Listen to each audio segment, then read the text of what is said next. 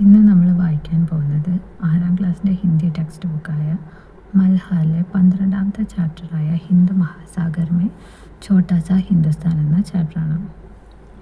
हिंद महासागर में छोटा सा हिंदुस्तान. यात्रा पर मैं दिल्ली से 15 जुलाई को, मुंबई से 16 जुलाई को और नैरोबी से 17 जुलाई को मॉरिशस के लिए रवाना हुआ. इधर से जाते समय नैरोबी केन्या की दुनिया में मुझे एक रात और 2 दिन ठहरने का मौका मिल गया. നമ്മളുടെ ഓതർ ദില്ലിയിൽ നിന്ന് 15 ജൂലൈയിലും മുംബൈയിൽ നിന്ന് 16-ാം തീയതി പിന്നെ നൈറോബിയിൽ നിന്ന് 17-ാം തീയതിയാണ് മോറിഷസിലേക്ക് യാത്രയായത്. റവാന എന്ന് പറഞ്ഞാൽ ഡിപ്പാർട്ട്. ഇതേ ജാതി സമയം നൈറോബി, ഇവിടെ നിന്ന് പോകുന്ന സമയത്ത് നൈറോബി, കെനിയയിലെ നൈറോബിയിൽ എനിക്ക് ഒരു രാത്രിയും 2 ദിവസവും നിൽക്കാനുള്ള ചാൻസ് ലഭിച്ചു. അത് ഏവ मन में यह लोभ जग गया कि मॉरिशस के भारतीयों और अफ्रीकियों से मिलने के पूर्व हमें अफ्रीका के शहरों से मुलाकात कर लेनी चाहिए. അതുകൊണ്ട് മൻമേ ലോഭ് ജഗ, ലോഭ് എന്ന് പറഞ്ഞാൽ ലാലച്ച്, ഗ്രീഡ്, ഒരു അത്യാഗ്രഹം ഉണ്ടാകുമായിരുന്നു അദ്ദേഹത്തിൻ്റെ മനസ്സിൽ. എന്താണ്, മൊറീഷ്യസിലെ ഭാരതീയരെ ആഫ്രിക്കക്കാരെ കാണുന്നതിന് മുമ്പ് തന്നെ ആഫ്രിക്കയിലെ ഷെയറോൺസെ, സിംഹങ്ങളെ ഒന്ന് കാണാമെന്ന്. ജഹാജ് ദൂസരെ ദിൻ ഷാം കോ മിൽനെ വാല താ, പിറ്റേ ദിവസം വൈകുന്നേരമായിരുന്നു അദ്ദേഹത്തിൻ്റെ വിമാനം. अतएव हम जिस दिन नैरोबी पहुँचे उसी दिन नेशनൽ പാർക്ക് में घूमने को निकल गए. അതുകൊണ്ട് അവർ നൈറോബിയിലെത്തിയ അന്ന് തന്നെ നാഷണൽ പാർക്ക് കാണാൻ വേണ്ടി പോയി. नैरोबी का नेशनल पार्क चिड़ियाघर नहीं है. നൈറോബിയിലെ നാഷണൽ പാർക്ക് चिड़ियाघर, जू, मृगशाല പോലെയല്ല. शहर से बाहर बहुत बड़ा जंगल है जिसमें घास अधिक, पेड़ बहुत कम. शहर से बाहर, ടൗണിന് പുറത്തായിട്ടൊരു വലിയ കാടാണിത്. അവിടെ മരങ്ങളെക്കാൾ കൂടുതൽ ഘാസ്, പുല്ലാണ് കൂടുതൽ. लेकिन जंगल में सर्वत्र अच्छी सड़कें बिछी हुई है और पर्यटकों की गाड़ियाँ उन पर दौड़ती ही रहती है. എല്ലായിടത്തും കാടാണ്, പക്ഷേ എല്ലായിടത്തും നല്ല നല്ല റോഡുകളും ഉണ്ട്. പര്യടക്കവും എന്നുവെച്ചാൽ ടൂറിസ്റ്റുകളുടെ വണ്ടി ഈ റോഡിലൂടെ ഇങ്ങനെ ഫുൾ ടൈം ഇങ്ങനെ പോയിക്കൊണ്ടിരിക്കുകയാണ്. हमारी गाड़ी को भी काफ़ी देर तक दौड़ना पड़ा मगर सिंह कभी भी दिखाई नहीं पड़ी. ഞങ്ങളുടെ വണ്ടിക്കും കുറേ ദൂരം കുറേ നേരം ഓടേണ്ടി വന്നു, പക്ഷേ എവിടെയും സിംഹത്തിനെ കാണാൻ പറ്റിയില്ല. एक जगह सड़क पर 2 मोटरें खड़ी थी और उन पर तरह तरह के बंदर और लंगूर चढ़े हुए थे. റോഡിൻ്റെ ഒരിടത്തെത്തിയപ്പോഴത്തേക്കും മോട്ടറെ 2 മോട്ടറെ खड़ी थी. ഈ സഫാരി പോകുന്ന ഈ വണ്ടിയാണ് ഇവർ മോട്ടറെന്ന് ഇവിടെ പറയുന്നത്. അവിടെ നിർത്തിയിട്ടിരിക്കുകയായിരുന്നു. ഉൻ പർ തര തരക്ക് ബന്ദർ, അതിൻ്റെ മേലെ പലതരത്തിലുള്ള കുരങ്ങന്മാരും. ലംഗൂർ ഒരു ടൈപ്പ് കുരങ്ങനാണ്. എല്ലാം ഇങ്ങനെ കയറുകയാണ്, ചഡ്രയെന്ന് വെച്ചാൽ അതിൻ്റെ മുകളിലൊക്കെ കയറുകയാണ്. पर्यटक लोग इन बंदरों को कभी कभी फल या बिस्कुट खाने को देते हैं. ടൂറിസ്റ്റുകൾ ചില സമയത്ത് ഈ കുരങ്ങന്മാർക്ക് ബിസ്ക്കറ്റും ഫ്രൂട്ട്സും ഒക്കെ തിന്നാൻ കൊടുക്കും. അതേവ മോട്ടർ കെ റുക്തേ ബന്ദർ ഉസെ ഘേർ ലേത്തെ. അതുകൊണ്ട് അവർക്കറിയാം ഇങ്ങനെ ടൂറിസ്റ്റുകാർ ഫ്രൂട്ട്സും ബിസ്ക്കറ്റൊക്കെ തരാം. അതുകൊണ്ട് തന്നെ ഈ മോട്ടർ നടത്തുമ്പോഴത്തേക്കും ഈ കുരങ്ങന്മാരൊക്കെ വന്ന് ഘേർ ലേത്തെ, അതിന് ചുറ്റുപാട് ഇങ്ങനെ വന്ന് തടിച്ചു കൂടും. बड़ी दूरी तय करने के बाद या यूँ कहिए कि 10-20 मील के भीतर हर सड़क छान लेने के बाद हम उस जगह जा पहुँचे जहाँ सिंह उस दिन आराम कर रहा था. ഒത്തിരി ദൂരം യാത്ര ചെയ്തതിന് ശേഷം, അല്ലെങ്കിൽ ഒരു 10-20 മൈൽ കടന്നതിന് ശേഷം, ഹർ സഡക് ഛാൻ ലേനെ ബാദ്, ഛാൻ എന്ന് പറഞ്ഞാൽ ഫിൽറ്റർ ചെയ്യുക, എല്ലാ റോഡുകളും അരിച്ചു പെറുക്കിയ ശേഷം ആണ് ഇവരെവിടെ എത്തി? സിംഹ ആരാം കർണിക്ക് ജഗ, എവിടെയാണോ സിംഹം റെസ്റ്റ് എടുത്തുകൊണ്ടിരിക്കുന്നത് അവിടെ വന്നെത്തി.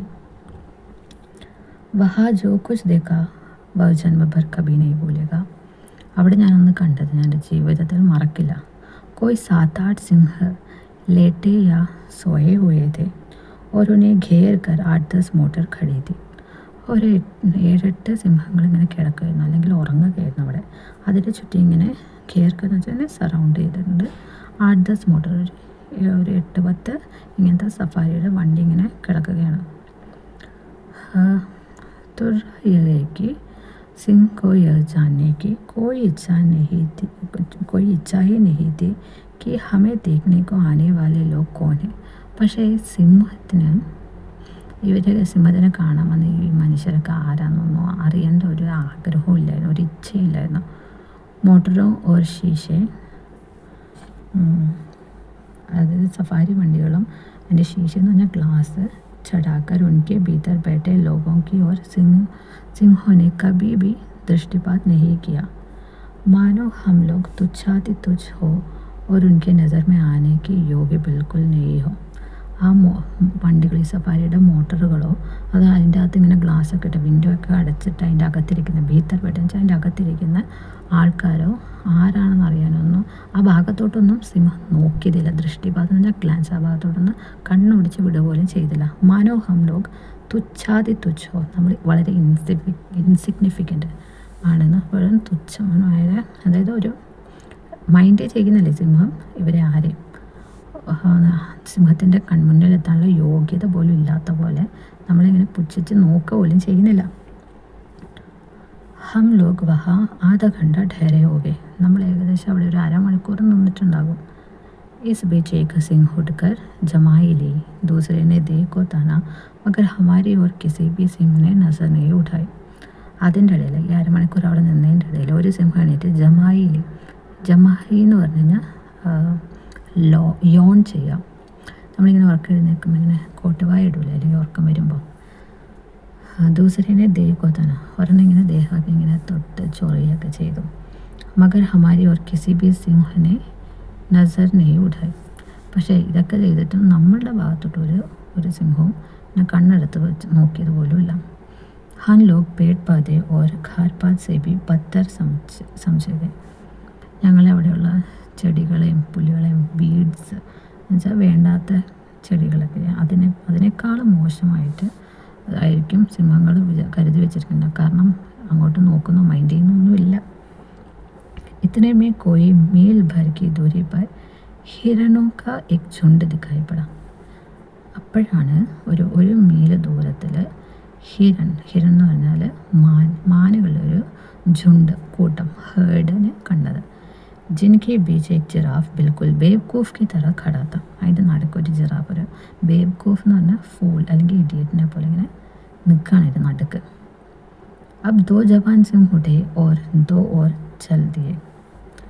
അപ്പോൾ 2 സിംഹങ്ങളിങ്ങനെ എണീറ്റു, എന്നിട്ട് 2 ഇങ്ങനെ മുമ്പിലോട്ട് നടക്കുകയാണ്. एक तो थोड़ा सा आगे बढ़कर एक जगह बैठ गया, लेकिन दूसरा घास के बीच छिपता हुआ മോർച്ചെ പർ ആകെ ബഡ്നെ ലഗെ. എണീറ്റ 2 ഒരെണ്ണം കുറച്ച് മുമ്പിലോട്ട് പോയിട്ട് അവിടെ തന്നെ കിടന്നു. രണ്ടാമത്തത് പുല്ലുകളുടെ ഇടയിലൂടെ ഒളിച്ചുകൊണ്ട് ഫ്രണ്ടിലൂടെ ഇങ്ങനെ പോകാൻ തുടങ്ങി. ഹിരണോ കെ ഝുണ്ടിനെ താഴ് ലിയാക്കി ഉൻ പർ സിംഹോ കി നസർ പടി ഹെ. ആ മാൻകൂട്ടത്തിന് മനസ്സിലായി സിംഹത്തിൻ്റെ കണ്ണ് അവരുടെ മേലെ വീണിട്ടുണ്ടെന്നത് നോട്ടീസ് ചെയ്തു. അതിയേവ് വേ ചർണ ഭൂൽക്കർ ചോക്കന്നെ ഹോട്ടെ. അവരങ്ങനെ പുല്ല് കഴിച്ചുകൊണ്ടിരിക്കുകയായിരുന്നല്ലേ, അപ്പോൾ ഗ്രേസിങ് ഒക്കെ നിർത്തിയിട്ട് അവരാകെ അലേർട്ടായി. ചോക്കന്ന എന്ന് പറഞ്ഞാൽ അലേർട്ടാവുക. फिर ऐसा हुआ कि झुंड से छुटकर कुछ हिरन एक तरफ को भाग निकले, मगर बाकी जहाँ के तहाँ टिड़क के खड़े रहे. പിന്നെ എന്താ സംഭവിച്ചതെന്ന് വെച്ചാൽ ആ കൂട്ടത്തിൽ നിന്ന് കുറച്ച് മാനുകൾ ഒരു ഭാഗത്തേക്ക് ഓടിപ്പോയി. ചൂട്ട്കർ എന്ന് പറഞ്ഞു കഴിഞ്ഞാൽ സ്ലിപ്പ് അവേ എന്ന് പറയുമ്പോൾ ഒരു ഭാഗത്ത് ആ കൂട്ടത്തിൽ നിന്ന് വിട്ടുപോയി, ഓടിപ്പോയി. മഗർ പക്ഷേ ബാക്കി ജഹാക്കെ തഹാ ഠിടക്കെ ഖടേ രഹേ. ബാക്കിയുള്ളവർ എവിടെയാണോ അവരുള്ളത് അവിടെ തന്നെ അനങ്ങാതെ നിന്നു. ബാക്കി ഹിരൺ ഠിടക്കെ हुए इसीलिए खड़े थे कि सिंह उन्हें देख रहे थे और सहज प्रवृत्ति हिरणों को ये समझा रही थी कि खतरा किसी भी तरफ भागने में हो सकता है. ആ ബാക്കിയുള്ളവർ അവിടെ അനങ്ങാണ്ട് എന്തുകൊണ്ട് നിന്നു, ഇതിൻ്റെ കാരണമാണ് അദ്ദേഹം പറയുന്നത്. അതായത് അവരുടെ സഹജ് പ്രവൃത്തി, നാച്ചുറൽ ഇൻസ്റ്റിങ്സ്, നമുക്കൊരു ഗട്ട് ഫീലിംഗ് ഒക്കെ ഉണ്ടല്ലോ, നമ്മുടെ ഉള്ളിൽ തോന്നില്ലേ, അത് നമ്മുടെ ഗട്ട് ഫീലിംഗ് അല്ലെങ്കിൽ നാച്ചുറൽ ഇൻസ്റ്റിങ്ക്റ്റ് ഈ മാനുകളോട് പറയുകയാണ്, എന്താ, നിങ്ങളെങ്ങാനോ അല്ലെങ്കിൽ പെട്ടെന്ന് ഏതെങ്കിലും ഒരു ഭാഗത്തേക്ക് ഓടാൻ തുടങ്ങിയാൽ ചിലപ്പോൾ ഡേഞ്ചറസ് ആകും, ഈ സിംഹം വന്ന് പിടിക്കാൻ ചാൻസ് ഉണ്ട് എന്ന് അവരുടെ ഒരു നാച്ചുറൽ ഇൻസ്റ്റിങ്ക്റ്റ് അവരോട് പറയുകയാണ്. അതുകൊണ്ടാണ് അവരിങ്ങനെ അനങ്ങാതെ, എവിടെയാണോ ഉള്ളത് അവിടെ അനങ്ങാതെ നിൽക്കുകയാണ്. शिकार सिंह सूर्यास्त के बाद किया करते हैं और शिकार वे झुंड का नहीं करते बल्कि उस जानवर का करते हैं जो भागते हुए झुंड से पिछड़े जाते हैं. സിംഹം പൊതുവെ സൂര്യൻ അസ്തമിച്ചതിന് ശേഷമാണ് ഇങ്ങനെ എന്തെങ്കിലും പിടിക്കാൻ തിന്നാൻ വേണ്ടി ശിക്കാർ ചെയ്യാൻ വേണ്ടി പോകാറുള്ളത്. അതും ഇങ്ങനെ കൂട്ടത്തിലുള്ള ആനിമൽസിനെ ഒന്നും അല്ല പിടിച്ച് തിന്നാറ്. ഇങ്ങനെ കൂട്ടത്തിൽ നിന്ന് തെറ്റിപ്പോകുന്ന അല്ലെങ്കിൽ എവിടേക്കെങ്കിലും മിസ്സായി പോകുന്ന, ആ കൂട്ടത്തിൽ നിന്ന് മാറിപ്പോകുന്ന ജീവികളെയാണ് സിംഹം പൊതുവെ പിടിച്ച് തിന്നാറ്. अब यह बात समझ में आई कि हिरन भागने को निरापद नहीं समझकर एक गोल में क्यों खड़े थे. ഇപ്പോൾ എനിക്ക് മനസ്സിലായി എന്തുകൊണ്ടാണ് മാനുകൾ ഓടുന്നത് സേഫ് അല്ല, നിരാപദ് എന്ന് പറഞ്ഞാൽ സേഫ് അല്ല എന്ന് മനസ്സിലാക്കി ഇങ്ങനെ ചുറ്റും ഇങ്ങനെ വട്ടത്തിൽ നിന്നത് എന്തുകൊണ്ടാണ് ഇപ്പോൾ എനിക്ക് മനസ്സിലായിരുന്നു. मुझे ऐसा महसूस हो रहा था कि मेरे रक्तचाप बढ़ रहा है. എനിക്ക് പെട്ടെന്ന് ഫീൽ ചെയ്യാൻ തുടങ്ങി, എൻ്റെ ബ്ലഡ് പ്രഷർ കൂടുകയാണെന്ന് എനിക്ക് തോന്നാൻ തുടങ്ങി. അതേവ് मैंने तय कर लिया कि अब घर लौटना चाहिए. അതുകൊണ്ട് അതേവ് എന്ന് വെച്ചാൽ അതുകൊണ്ട് ഞാൻ ഡിസൈഡ് ചെയ്തു തിരിച്ച് വീട്ടിലേക്ക് പോകാം. ലോട്ടന എന്ന് വെച്ചാൽ റിട്ടേൺ. नैरोबी से मॉरिशस तक हम BOAC के जहाज में उड़े. നെയ്റോബിയിൽ നിന്ന് മൗറീഷ്യസിലേക്ക് ഞങ്ങൾ BOACയുടെ വിമാനത്തിലാണ് പോയത്. जहाज नैरोबी से 4 बजे शाम को उड़ा और 5 घंटों तक निरंतर उड़ाने के बाद जब मॉरिशस पहुंचा तब वहाँ रात के लगभग 10 बज रहे थे. അന്ന് വൈകുന്നേരം നെയ്റോബിയിൽ നിന്ന് 4 മണിക്കായിരുന്നു ഫ്ലൈറ്റ്. കണ്ടിന്യൂസ് ആയി 5 മണിക്കൂർ ഫ്ലൈ ചെയ്തതിന് ശേഷം മൗറീഷ്യസിൽ ഏകദേശം രാത്രി 10 മണിയായപ്പോഴാണ് എത്തിയത്. രാത്രി അന്ധേരാത്ത പാനി ബരസ് രഹാത്ത, രാത്രിയായിരുന്നു, ഇരുട്ടായിരുന്നു, അതുപോലെ തന്നെ മഴ പെയ്യുമായിരുന്നു. മഗർ തബി ഹമാര സ്വാഗത് മേ ബഹുത് ലോഗ് ഖടേ थे. അപ്പോഴും നമ്മളെ സ്വാഗതം ചെയ്യാൻ വേണ്ടി അവിടെ കുറേ പേര് നിൽക്കുന്നുണ്ടായിരുന്നു. ഹവായി അഡ്ഡे के स्वागत का समा देकर यह भाव जगे बिना नहीं रहा कि हम जहाँ आए हैं वहाँ छोटे पैमान पर भारत ही है. ഹവായി അഡ്ഡെ എന്ന് പറഞ്ഞാൽ അവിടെ ബേസ്, ഈ എയർപ്ലെയിൻ വന്ന് ലാൻഡ് ചെയ്ത ആ സ്ഥലത്ത് ഇദ്ദേഹത്തിനെയൊക്കെ സ്വാഗതം ചെയ്യാൻ വേണ്ടി അവിടെ കുറേ പേര് കൂടിയിട്ടുണ്ടല്ലോ. അത് കണ്ടപ്പോഴത്തേക്കും അദ്ദേഹത്തിൻ്റെ ഉള്ളിലൊരു ഫീൽ വരികയാണ്. അദ്ദേഹം എവിടേക്കാണ് ചെന്ന് എത്തിയിരിക്കുന്നത് അവിടെയും ഒരളവിൽ അത് ഭാരതം പോലെ തന്നെയാണ്. मॉरिशस द्वीप भूमध्य रेखा से कोई 20 डिग्री दक्षिण और देशांतर रेखा से 60 के बिल्कुल पास, किंतु उसे पश्चिम की ओर बसा हुआ है. മൗറീഷ്യസ് ദ്വീപ് ഭൂമധ്യരേഖ എന്ന് പറഞ്ഞാൽ ഇക്വേറ്ററിൽ നിന്നും ഏകദേശം 20 ഡിഗ്രി ദക്ഷിൺ എന്ന് പറഞ്ഞാൽ സൗത്തിലേക്കും और ദേശാന്തർ രേഖ ലോഞ്ചിറ്റ്യൂഡ് ലൈൻ 60 ഡിഗ്രി ലോഞ്ചിറ്റ്യൂഡ് ലൈനിൻ്റെ തൊട്ടടുത്തുമാണ്. പക്ഷേ അതിൽ നിന്നും കുറച്ച് വെസ്റ്റിലേക്കാണിത് കിടക്കുന്നത്. മൗറീഷ്യസിൻ്റെ ലംബായി, മൗറീഷ്യസിൻ്റെ നീളം എത്രയാ? 29 മീൽ और चौड़ाई 30 മീൽ है. 29 മീലാണ് അതിൻ്റെ നീളം, और 30 മീലാണ് അതിൻ്റെ വീതി. वैसे पूरे मॉरिशस द्वीप का रकबा 720 वर्ग मील आंका जाता है. മൗറീഷ്യസിൻ്റെ ഫുൾ ഏരിയ എന്ന് പറഞ്ഞാൽ 720 സ്ക്വയർ മീലായിട്ട് എസ്റ്റിമേറ്റ് ചെയ്യാം നമുക്ക്. यह द्वीप हिंद महासागर का मोती है. ഹിന്ദു മഹാസാഗർ എന്ന് വെച്ചാൽ ഇന്ത്യൻ ഓഷ്യനിലെ മോത്തി എന്ന് പറഞ്ഞാൽ പേളാണ്. ഭാരത് സമുദ്ര കാ സബ്സെ ഖൂബ്സൂരത് സിത്താര, നമ്മുടെ ഇന്ത്യൻ സമുദ്രത്തിൻ്റെ ഏറ്റവും ഭംഗിയുള്ള നക്ഷത്രമാണ് മൗറീഷ്യസ് ദ്വീപ്. मॉरिशस वह देश है जिसका कोई भी हिस्सा समुद्र से 15 मील से ज़्यादा दूर नहीं है. മൗറീഷ്യസ് ആ രാജ്യമാണ്, ആ രാജ്യത്ത് എന്താണ് രാജ്യത്തിൻ്റെ ഏതൊരു ഹിസ്സ എന്ന് പറഞ്ഞാൽ ഏത് ഭാഗവും സമുദ്രത്തിൽ നിന്ന് 15 മൈൽ ദൂരത്തിലല്ല, ലൈക്ക് ഏത് സ്ഥലം എടുത്താലും അതൊരു 15 മീൽ കഴിഞ്ഞ് കഴിഞ്ഞാൽ നമുക്ക് സമുദ്രം കാണാം. मॉरिशस वह देश है जहाँ की जनसंख्या के 67% लोग भारतीय खानदान के हैं तथा जहाँ 53% लोग हिंदू हैं. അവിടുത്തെ 67% ആൾക്കാർ അവർക്കൊരു ഭാരതീയ, അവർ ഇന്ത്യയിൽ നിന്ന് വന്നവരാണ്. പണ്ട് കാലത്ത് ഇവരുടെ ഫോർ ഫാദേഴ്സൊക്കെ അവരുടെ അച്ഛൻ അപ്പൂപ്പനൊക്കെ ഇന്ത്യയിൽ നിന്ന് വന്നവരാണ്. ഖാൻദാൻ എന്ന് പറഞ്ഞു കഴിഞ്ഞാൽ കുടുംബത്തിൽ നിന്നുള്ളവരാണ്.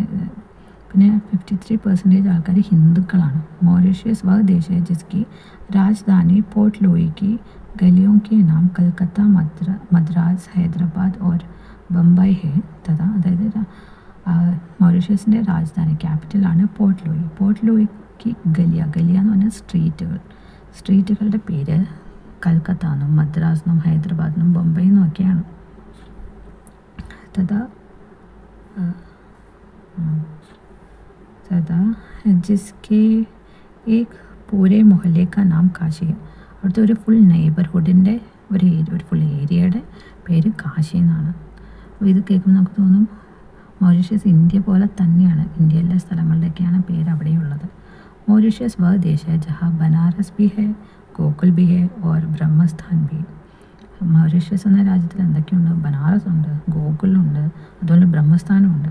മൊറീഷ്യസ് വഹ് ദേശ് है जहाँ माध्यमिक स्कूल को कॉलेज कहने का रिवाज है. മൊറീഷ്യസിലെ മിഡിൽ സ്കൂളിനെയൊക്കെ നമ്മൾ കോളേജ് എന്നാണ് അവിടെ വിളിക്കുന്ന ട്രഡീഷൻ, റിവാസ് എന്ന് പറഞ്ഞാൽ ട്രഡീഷൻ ഉള്ളത്. चूँकि मॉरिशस के हिंदुओं में से अधिकांश बिहार और उत्तर प्रदेश के लोग हैं, इसलिए हिंदी का मॉरिशस में व्यापक प्रचार है. चूँकि न सिंस क्योंकि मॉरिशस के മൊറീഷ്യസിലെ ഹിന്ദുക്കളിൽ അധികം ആൾക്കാരും ബീഹാറിൽ നിന്നും ഉത്തർപ്രദേശിൽ നിന്നുമാണ്. അതുകൊണ്ട് തന്നെ മൊറീഷ്യസിൽ അധികവും ഹിന്ദി സംസാരിക്കാറുണ്ട്. मॉरिशस की राजभाषा अंग्रेज़ी.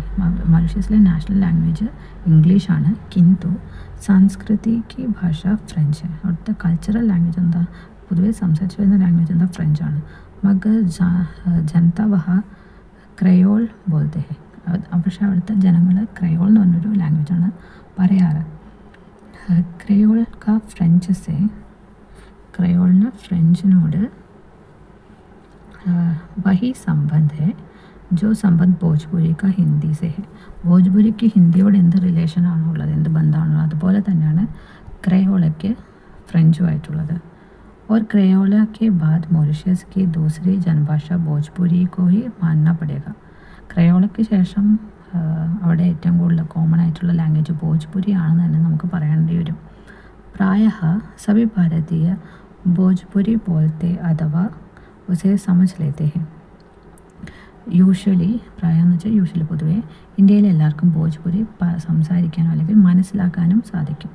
यहाँ तक कि भारतीयों के पड़ोस में रहने वाले चीनी भी भोजपुरी बखूबी बोल लेते हैं. ഭാരതത്തിൻ്റെ അടുത്ത് കിടക്കുന്ന ചൈനയിൽ പോലും ഭോജ്പുരി ബഖൂബി എന്ന് വെച്ചാൽ വെരി വെൽ, നല്ല രീതിയിൽ അവർക്ക് പറയാൻ പറ്റും. किंतु मॉरिशस की भोजपुरी शाहाबाद या സാരൻ की ഭോജ്പുരി नहीं है. എന്നുവെച്ചാൽ മൊറീഷ്യസിലെ ഭോജ്പുരി ഇന്ത്യയിലെ ഷഹാബാദിലെ ഭോജ്പുരി പോലെയോ അല്ലെങ്കിൽ സാരനിലെ ഭോജ്പുരി പോലെ അല്ല. उसमें फ्रेंच की इतने संज्ञापद घुस गए हैं कि आपको बार बार शब्दों के अर्थ पूछने पड़ेंगे. അതിൽ അവിടുത്തെ ഭോജ്പുരിയിൽ, മൊറീഷ്യസിലെ ഭോജ്പുരിയിൽ ഒത്തിരി ഫ്രഞ്ചിൻ്റെ സംഖ്യാപദ് നൗൺസ് കുറേ ഫ്രഞ്ചിലെ വാക്കുകൾ കടന്നു കൂടിയിട്ടുണ്ട്. അതുകൊണ്ട് തന്നെ നിങ്ങൾക്കത് കേൾക്കുമ്പോൾ പലപ്പോഴും ഇതിൻ്റെ അർത്ഥം എന്താണെന്ന് നമുക്ക് ചോദിക്കേണ്ടി വരും. मॉरिशस में ऊँख की खेती और उसके व्यवसाय का जो सफलता मिली है भारतीयों के कारण मिली है. മൊറീഷ്യസിൽ ഊങ്ക് എന്ന് പറഞ്ഞാൽ ഷുഗർ കെയിൻ, ഖന്നെ, അവിടുത്തെ നമ്മളുടെ കരിമ്പിൻ്റെ കൃഷിയും അതിനോടനുബന്ധിച്ചുള്ള ബിസിനസ്സിനും സക്സസ്സാണ്, ഭയങ്കര സക്സസ്ഫുൾ ആയിട്ടുള്ള ബിസിനസ്സാണ് അവിടെ. അതിന് കാരണം ഇന്ത്യക്കാരാണ്. മൗറീഷ്യസ് की असली ताकत भारतीय लोग ही है. അവിടെ മൗറീഷ്യസിൻ്റെ ശരിക്കത്തെ സ്ട്രെങ്ത് എന്ന് പറഞ്ഞാൽ അവിടുത്തെ ഭാരതീയരാണ്. സാരാ മൗറീഷ്യസ് കൃഷി പ്രധാൻ ദ്വീപ് ഹെ. ആ ഫുൾ മൗറീഷ്യസ് എന്ന് വെച്ചാൽ അഗ്രികൾച്ചറൽ ബേസ്ഡ് ആയിട്ടുള്ളൊരു ദ്വീപാണ്. അവിടെ എല്ലാം മെയിൻലി കൃഷി തന്നെയാണ് നടത്താറുള്ളത്. ക്യോങ്കി ചീനി വഹാ കാ പ്രമുഖ അഥവാ ഏകമാത്ര ഉദ്योग है. കാരണം അവിടുത്തെ ചീനി എന്ന് പറഞ്ഞാൽ ഷുഗറാണ് അവിടുത്തെ പ്രമുഖ മെയിനും അല്ലെങ്കിൽ ഏകമാത്ര ഉദ്യോഗം എന്ന് പറഞ്ഞാൽ ഓക്യുപ്പേഷൻ. അവിടെ ഏറ്റവും കൂടുതൽ കൃഷി ചെയ്തു വരുന്നത് ഷുഗർ കെയിനാണ്. किंतु भारतीय वंश के लोग यदि इस टापू में नहीं गए होते तो उनकी खेती असंभव हो जाती और चीनी के कारखाने बढ़ते ही नहीं. ഭാരതീയർ, നമ്മുടെ ഇന്ത്യക്കാർ, ഇന്ത്യൻ വംശജർ അവിടെ ടാപ്പു എന്ന് വെച്ചാൽ ഐലൻഡ്, നമ്മുടെ മൗറീഷ്യസിൻ്റെ ഐലൻഡിലേക്ക് വന്നില്ലായിരുന്നെങ്കിൽ അവിടെ ഷുഗർ കെയിൻ്റെ കൃഷി ഒരിക്കലും നടക്കില്ലായിരുന്നു. അവിടുത്തെ ഫാക്ടറി ഷുഗറുമായിട്ട് ബന്ധപ്പെട്ട ഫാക്ടറീസൊന്നും ഉണ്ടാകില്ലായിരുന്നു. भारत में बैठे बैठे हम यह नहीं समझ पाते कि भारतीय संस्कृति कितनी प्राणवती और चिरायु है. നമ്മൾ ഭാരതത്തിൽ തന്നെ ഇരിക്കുമ്പോഴത്തേക്കും നമുക്കിത് മനസ്സിലാവില്ല. നമ്മുടെ ഭാരതീയ സംസ്കൃതി എത്ര ലൈവ്ലിയാണ്, എത്ര ജീവൻ തുടിക്കുന്നതാണ്, എത്ര ചിരായു, എത്ര ലോങ് ലിവ്ഡ്, എത്ര കാലങ്ങളായിട്ടുള്ളതാണെന്ന് നമുക്ക് ഭാരതത്തിൽ തന്നെ ഇരിക്കുമ്പോൾ മനസ്സിലാവും. അത് പുറത്ത് പോകണം, വേറെ രാജ്യങ്ങളിൽ പോകുമ്പോഴാണ് നമുക്കിത് മനസ്സിലാവുന്നത്. किंतु मॉरिशस जाकर हम अपनी संस्कृति की प्राणवत्ता का ज्ञान आसानी से प्राप्त कर लेते हैं. നമ്മൾ മൗറീഷ്യസിൽ പോവുകയാണെങ്കിൽ നമുക്ക് അവിടെ ചെന്നിട്ട് അവിടുത്തെ കൾച്ചർ കാണുമ്പോൾ മനസ്സിലാവും നമ്മളുടെ ഇന്ത്യൻ കൾച്ചർ എത്ര ലൈവ്ലിയാണ്, എത്ര ജീവൻ തുടിക്കുന്നതാണെന്ന് നമുക്ക് അവിടെ എത്തുമ്പോൾ പെട്ടെന്ന് മനസ്സിലാവും. मालिकों की इच्छा तो यह थी कि भारतीय लोग बेकिस्तान हो जाए, किंतु भारतीयों ने अत्याचार तो सहे लेकिन പ്രലോഭനവും को ठुकरा दिया.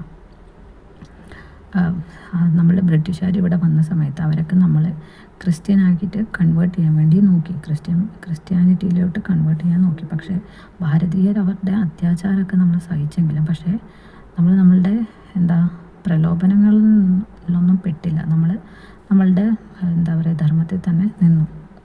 വേ अपने धर्म पर डटे रहे और जिस द्वीप में भगवान ने उन्हें भेज दिया था उस द्वीप को उन्होंने छोटा सा हिंदुस्तान बना डाला.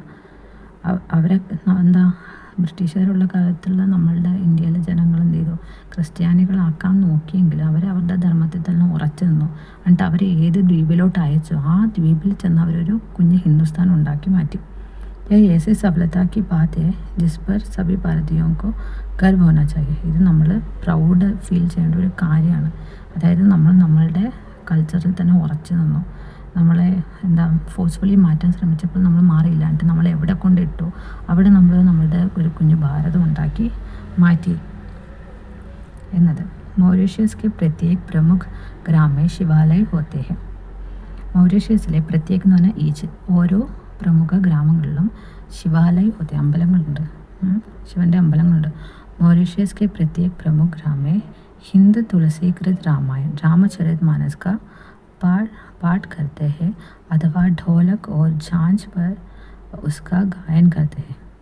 ഈ മൗറീഷ്യസിലെ പല ഓരോ ഗ്രാമങ്ങളിലും രാമചരിതമാനസ് രാമായണം വായിക്കുകയും ഢോലക്കും ചെണ്ടയും പിന്നെ ഝാഞ്ച് എന്ന് പറഞ്ഞൊരു ബെല്ല് പോലത്തെ ഒരു ബെല്ലുള്ളൊരു ഇൻസ്ട്രുമെൻ്റാണ്, അതൊക്കെ തട്ടി രാമായൺ പാടും.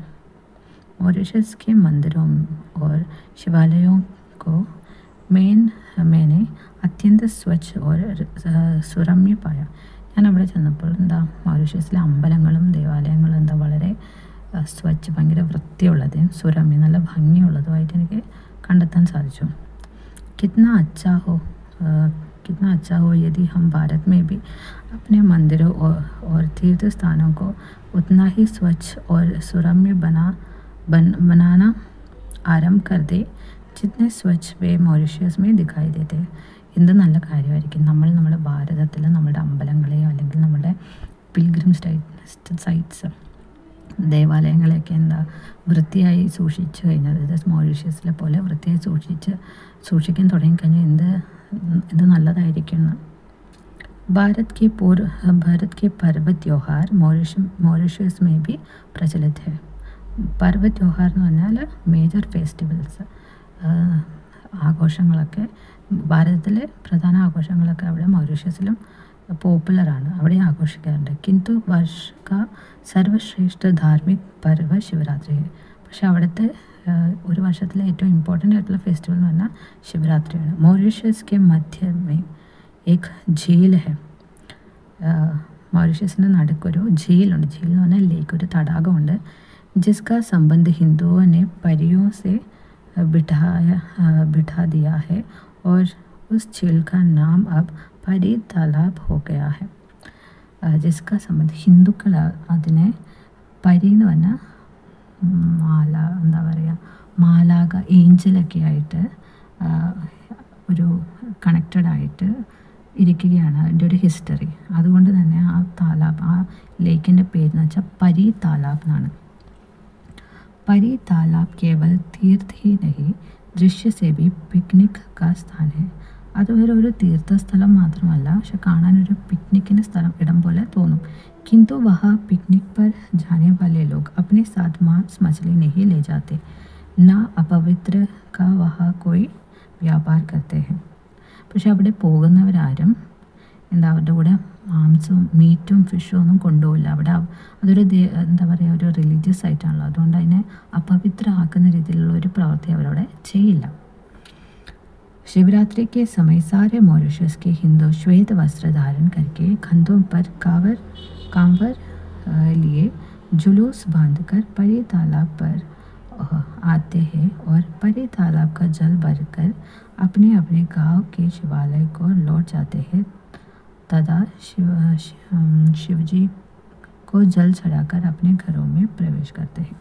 ശിവരാത്രിയുടെ സമയത്ത് മൗറീഷ്യസിലെ എല്ലാ ഹിന്ദുക്കളും വെള്ള ഡ്രസ്സ് ധരിച്ചുകൊണ്ട്, കന്തേന്ന് പറഞ്ഞാൽ ഷോൾഡർ, തോളിൽ കാവടി ഏന്തി, ജുലൂസ് ബാന്ധക്കർ, ഒരു ഘോഷയാത്രയായിട്ട് പരി താലാബിലോട്ട് എത്തും. എന്നിട്ട് എന്ത് ചെയ്യും, പരി താലാബിൽ നിന്ന് വെള്ളമെടുത്തിട്ട് അവരുടെ ഗ്രാമത്തിലെ അമ്പലത്തിൽ പോയിട്ട് ദൈവത്തിന് വെക്കും. എന്നിട്ട് അവരുടെ വീട്ടിലേക്ക് പോകും. ये सारे कृत्य बड़ी ही भक्ति भावना और പവിത്രത के साथ करते हैं. ഇതൊക്കെ അവർ വളരെ ഭക്തിയോടെയും പവിത്രതയോടെയാണ് ചെയ്യുന്നത്. सभी वयस्क लोग उस दिन उजली धोती, उजली कमीज और उजली गांधी टोपी पहनते हैं. ആ ദിവസം എല്ലാ പ്രായത്തിലുള്ളവരും ഉജ്ലി ധോത്തി, നല്ല വെളുത്ത് നല്ല തിളങ്ങുന്ന ധോത്തിയും കമീസും ഗാന്ധി ടോപ്പിയും ഉടുക്കും അന്ന്. बच्चे हाफ पैंट पहन सकते हैं. കുട്ടികൾ ഹാഫ് പാൻറ്റൊക്കെ ഇടാൻ പറ്റുമെന്ന്. ലേക്കിൻ ഗാന്ധി ടോപ്പി ഉസ് ദിൻ ഉന്നെ भी पहननी पड़ती है. പക്ഷേ അവർക്ക് അന്ന് ഗാന്ധി ടോപ്പി എന്തായാലും നിർബന്ധമായിട്ട് ഇടണം. परी तालाब पर लगने वाला यह मेल मॉरिशस के प्रमुख आकर्षणों में से एक है. അവിടെ അന്ന് നടക്കുന്ന ഫെസ്റ്റിവൽ, ശിവരാത്രിക്ക് നടക്കുന്ന ഫെസ്റ്റിവൽ, പരി താലാബിൽ എല്ലാവരും വന്ന് കൂടുന്ന ഈ ഫെസ്റ്റിവൽ എന്നൊരു मॉरिशस ഒരു പ്രമുഖ ആകർഷണമാണ്. और उसे देखने को अन्य धर्मों के लोग भी काफ़ी संख्या में आते हैं. ഇത് കാണാൻ വേണ്ടി വേറെ റിലീജിയനിൽപ്പെട്ട ഒത്തിരി പേരും വരാറുണ്ട്. രാംധരി സിംഗ് ദിനകർ, നമുക്കിതിൻ്റെ ഓഥറിനെ കുറിച്ച് ഇനി വായിക്കാം. लेखक से परिचय. आपने जो रोचक यात्रा वृत्तांत पढ़ा है उसे हिंदी के प्रसिद्ध लेखक रामधरी सिंह दिनकर ने लिखा है. നമ്മളിപ്പോൾ വായിച്ച ഇൻട്രസ്റ്റിംഗ് ആയിട്ടുള്ള യാത്രാ വൃത്താന്തം ആരാണ് എഴുതിയത്? रामधरी सिंह दिनकर ആണ് എഴുതിയത്. ദിനकर की रचनाओं की विशेषता है भारत और भारत की संस्कृति. ഇദ്ദേഹത്തിൻ്റെ രചനകളുടെ ഒരു പ്രത്യേകത, വിശേഷത എന്ന് വെച്ചാൽ ഭാരതവും ഭാരതത്തിൻ്റെ സംസ്കൃതി, കൾച്ചറുമാണ് മെയിൻ ടോപ്പിക്കുകൾ വരാറ്. उनके रचनाओं में वीरता, उत्साह और देश प्रेम की भाव अधिक है. അദ്ദേഹത്തിൻ്റെ രചനകളിലെ വീരതയും ഉത്സാഹവും ദേശപ്രേമമാണ് അധികവും ഉണ്ടാകുന്ന ഭാവങ്ങൾ. स्वतंत्रता मिलने के बाद भी भारत का गौरव गान उनकी रचनाओं की विषय बना रहा. നമുക്ക് സ്വാതന്ത്ര്യം കിട്ടിയതിന് ശേഷവും അദ്ദേഹത്തിൻ്റെ രചനകളിൽ ഭാരതത്തിനെ കുറിച്ച് തന്നെയാണ് അദ്ദേഹം കൂടുതൽ എഴുതിയിരിക്കുന്നത്. उन्होंने आप जैसे बच्चों के लिए भी पुस्तकें लिखी है ഇദ്ദേഹം എന്താ നിങ്ങൾ പോലത്തെ കുട്ടികൾക്ക് വേണ്ടി കുറേ പുസ്തകങ്ങൾ എഴുതിയിട്ടുണ്ട്. ജैसे मिर्च का मज़ा, പടക്കു കി സൂജ് ഓർ സൂരജ് കാ ബ്യാ ആദി. അദ്ദേഹത്തിൻ്റെ കുട്ടികൾക്ക് വേണ്ടിയുള്ള പുസ്തകങ്ങളാണ് ഇതൊക്കെ.